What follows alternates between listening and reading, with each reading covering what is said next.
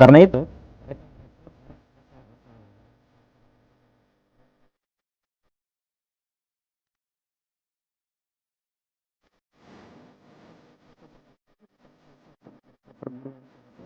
ketika mereka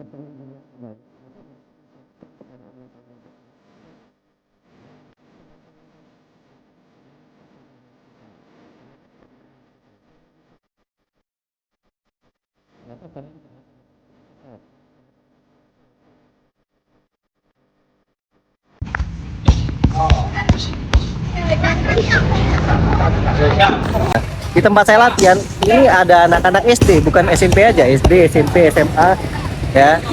Dan kita nggak sembarangan, tujuan ngelatih ini buat prestasi. Kita akan tanyakan kepada mereka ya, apa benar mereka kita paksa seperti sistem pelatihan multi level marketing. Kalian di sini Mas Denny yang ajak latihan atau kalian pengen sendiri ikut latihan?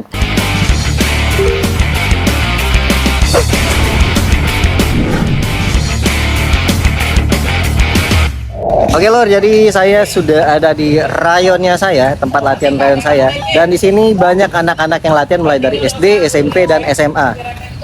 Dan di pembahasan saya kemarin tentang guru gembul, kata guru gembul jangan sembarangan merekrut ya, merekrut anak-anak SMP, SMA. Nah, di tempat saya latihan ini ada anak-anak SD, bukan SMP aja, SD, SMP, SMA ya. Dan kita nggak sembarangan, tujuan ngelatih ini buat prestasi. Kata guru gembul juga, latihan pencak silat ini hampir sama seperti multi level marketing ya. Kalau multi level marketing kan itu mencari keuntungan uang. Di sini kita tidak sama sekali mencari keuntungan hal seperti itu. Bahkan kita memberi ilmu tanpa bayaran, kita memberi ilmu, memfasilitasi tanpa meminta uang mereka.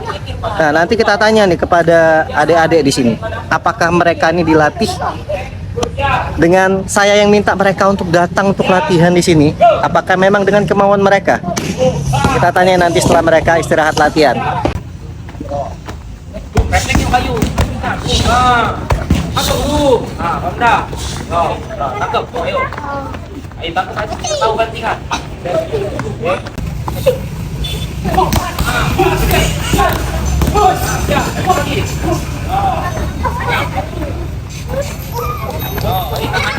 Tangannya jangan sini.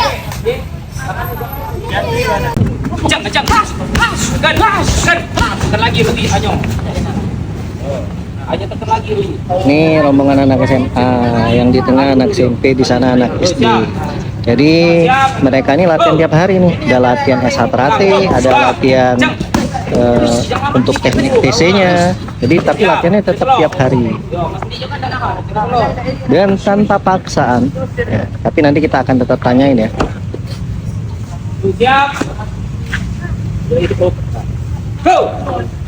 Jadi kalau tiap hari pakai baju silat, bajunya harus banyak, kasihan kotor. Makanya ada hari yang memang bajunya dia pakaiannya bebas.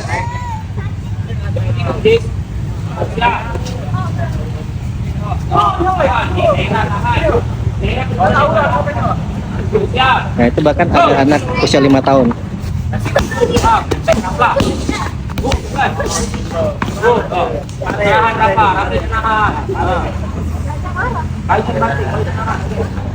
Siap. Siap. Go.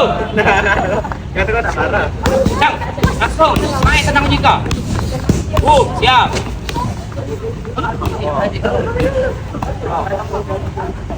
Main di tangan, main. Jangan lari. Siap. Go. Pukulnya. Ayo Harida. Kencang lagi deh. Gerget. Harida mukulnya jangan ting. Kuat. Nah, kita balik lagi ke anak Kalau SD. Kita lihat kan. Oke. Siap. Ini SMP, ini SD. Naik habis. Siap.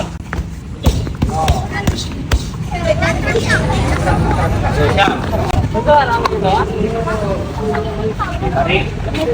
Siap. Go. Kenceng balik tendangnya. Ayo, usah ditahan balik biar si balik. Oke lor, jadi anak-anak sudah istirahat latihan. Nanti saya akan mau tanyakan apa benar mereka itu saya paksa untuk ikut latihan. Jadi yang perlu diketahui guru gembul juga, memang banyak oknum-oknum yang melakukan kerusuhan.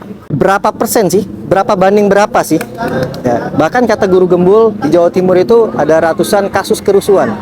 Sedangkan di S1 Trate saja masanya itu satu kali pengesahan pelatih pada tahun kemarin itu kurang lebih 115.000 pelatih yang disahkan atau warga yang disahkan. Itu untuk 1 tahun. Baru pelatih, belum siswanya masanya.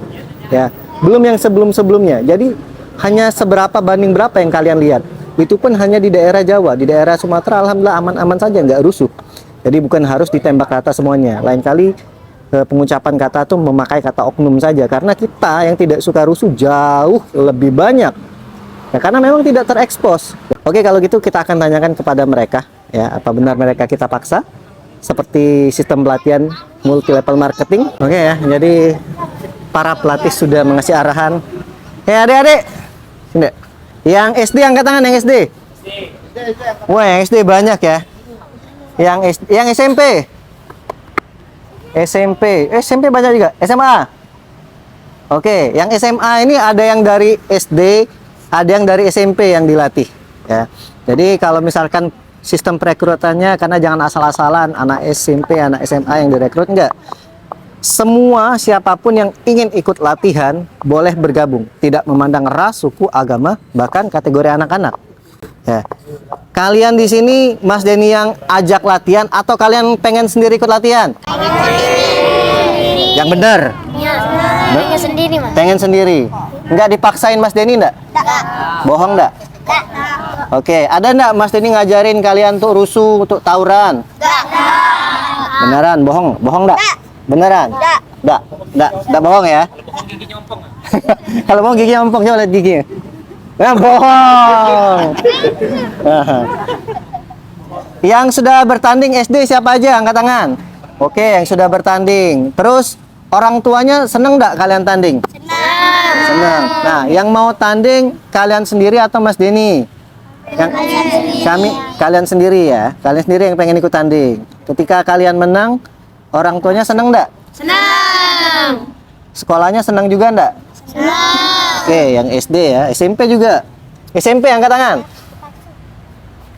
Oke, yang SMP ada enggak Mas Denny maksa kalian untuk ikut latihan di sini?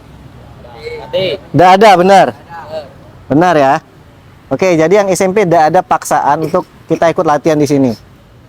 Siapapun tidak paksa, dan siapapun yang mau ikut latihan boleh ikut bergabung di sini. Yang SMA. Oke, ada enggak kami memaksa kalian untuk ikut latihan di sini? Hah? Beneran? Naila kan dari SD ya? Dari SD.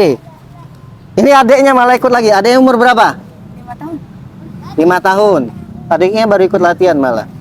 Terus selama Naila ikut Mas Denny latihan, apakah pernah Mas Denny ngajarin Naila untuk tawuran, rusuh? Enggak pernah, Mas. Nggak pernah ya. Malah diajarin yang bagus-bagus. Hal positif terus. Hal positif terus. Jadi kita tidak bisa menembak rata semua orang. Ya, bahkan anak SD pun bisa berprestasi. Naila dilatih dari SD sampai SMA, dia belum saya sahkan malah. Hanya fokus kepada prestasi. Ya, ada ya. Betul, Mas. Tapi jangan meninggalkan ajaran. Mereka ini latihannya tiap hari loh. Latihan PC, latihan S1 Trate. Jadi selang-seling seperti itu. Jadi bukan latihannya atlet-atlet doang aja. Terfokus kepada S1 Trate juga ya. Siap, Mas. Oke, jadi tidak ada paksaan. Nah, jadi ini pernyataan tanpa saya paksakan ya. Buat teman-teman pencaksilat saya rasa hal yang sama juga. Tidak ada paksaan untuk mengikuti latihan. Ini hanya di tempat saya. Di tempat lain saya rasa hal yang sama. Mungkin ada yang katanya sistem multi level marketing ya. Kalau saya memakai sistem multi level marketing ya, tidak ada kualitas dari siswa saya. Terus mungkin saya udah banyak uang nih dari siswa-siswa saya. Sekali latihan saya banyak pungut biaya. Mereka tuh paling ada uang kas. Uang kas itu buat mereka sendiri dan nggak banyak uang kasnya. Berapa deh uang kas kalian bayaran? Hah? Sebulan 15.000. Sebulan 15.000. Itu pun masih ada yang nggak bayar. Siapa yang belum bayar? Jadi kadang mereka nggak bayar pun kita nggak tega juga mau minta. Karena ya kas itu buat mereka sendiri, bukan untuk kami ya. Kami tanpa ada bayaran datang ke sini, datang sini dengan minyak sendiri, mengeluarkan tenaga pikiran, yang pasti kita tuh mengeluarkan ilmu dengan gratis di sini tanpa meminta imbalan apapun. Cuman ada rasa senang ketika saya melihat mereka berhasil di bidangnya. Ya, jadi insya Allah yang dilatih ini positif. Tidak semua yang dilihat rusuh itu mereka melakukan kerusuhan yang sama. Bahkan itu hanya sekian persen yang melakukan kerusuhan. Boleh dihitung berapa yang melakukan kerusuhan. Sedangkan 1 tahun aja kita mengesahkan pelatih calon warga itu 115.000 orang 1 tahunnya. Pelatih itu belum siswanya. Jadi yang dilihat tadi yang ribut itu berapa orang? Bisa dihitung nggak? Berapa persen banding berapanya? Jadi bisa lihat datanya. Berapa banding berapa? Yang tidak suka ribut itu jauh lebih banyak dengan yang melakukan kerusuhan. Kalaupun ada yang melakukan kerusuhan, silahkan tangkap. Ya, pihak kepolisian. Jadi saya mohon, jangan menembak rata seakan-akan pencak silat itu rusuh yes, prestasi no. Bahkan di sini mereka tidak suka tawuran. Bahkan di sini kita ajarkan prestasi yes, narkoba no, rusuh no. Oke ya, itu saja. Silakan berkomentar. Buat Guru Gembul, saya tidak membenci Guru Gembul, tapi di sini saya meluruskan apa yang disampaikan Guru Gembul. Ada yang disampaikan Guru Gembul, saya sepakat. Ada juga yang disampaikan Guru Gembul, ini menurutku harus diluruskan. Ya, saya siap kalau memang bertemu dengan Guru Gembul, kita sharing, kita diskusi. Ya, yang pasti ketika bertemu dengan narasumbernya langsung itu akan mendapatkan pencerahan atau memang yang saya alami selama saya latihan. Insya Allah selama saya ikut latihan saya diajarkan hal-hal yang positif. Semuanya balik lagi ke orangnya. Dan akhlak itu kan bukan cuma di pencak silat saja yang diajarkan. Jadi tanggung jawab silat ada mengajarkan akhlaknya, tapi di sekolah pun ada, di kuliah ada, di keluarganya pun juga bertanggung jawab untuk akhlaknya dia. Balik lagi, organisasi pencak silat semuanya mengajarkan hal yang baik, tapi balik lagi ke orangnya juga. Salam persaudaraan dan insya Allah ketika kita ikut silat, kami diajarkan hal-hal yang baik. Satrate Jaya.